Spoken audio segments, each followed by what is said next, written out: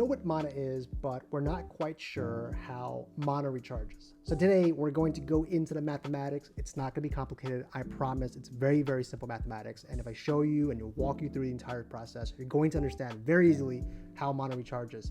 We're also going to talk about the insufficient resource error and also how you can utilize free mana. All right, so let's go straight to Excalibur here. All right, so how does mana recharge? Let's assume that we have one coin, and we have this one coin and we use every bit of it, and we have now 100% of your mana consumed. We know that it takes 5 days for your mana to recharge if you use all of it. So in order to figure out what the recharge rate for mana is, all we have to do is figure out how many seconds there are in 5 days. So let's do that math. 5 days times 24 hours in each day times 60 minutes in each hour multiplied by 60 seconds in each minute. You should come up with 432,000 seconds. Now, if you have one coin and you split that coin into 432,000 pieces, you get this number, which is 0.000231 or 2.31 times 10 to the negative 6. This is the rate at which mana recharges each second. So if you have 100 coin, then you take this value, multiply by 100. If you have 10,000 coin, then you take this value and you multiply by 10,000. And that is the rate at which your wallet's going to regenerate. Now, you may realize that if you have less coin, it's going to take you longer to recharge the same amount of mana as it would if you had more coin in your wallet. So for example, if you're performing a transaction and your wallet consumes one mana entirely, and you have 100 coin, then you would recharge at 2.31 times 10 to the negative 5, knocking out 1 0. If you have more coin, then you're going to be able to charge faster and faster and faster. And that is because all coin work together regardless of whether or not they are locked in your wallet or not. All of it works together to recharge your mana, and it behooves you not to concentrate your coin into a wallet if you're going to be doing things like using it for transactions.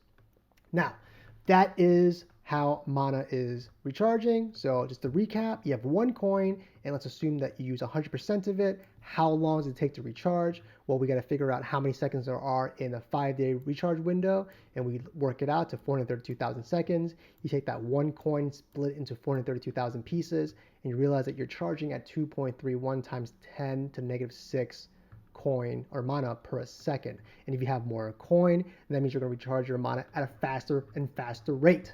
All right, so let's talk about this insufficient resource error. A lot of people have actually gotten into this error because they're running a transaction and they have their coin, they either don't have enough coin to process the transaction, or they've used their coin recently and they've locked up all their coin within the window of finality.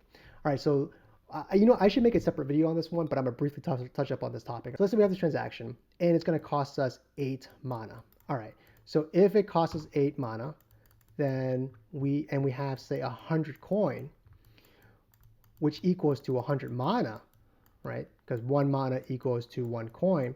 Well, how much mana are you going to provide to the blockchain in order to perform a transaction?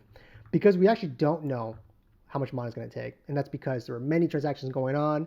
Everybody's throwing transactions onto the blockchain, and this transaction may cost 8 mana, 8.3 mana.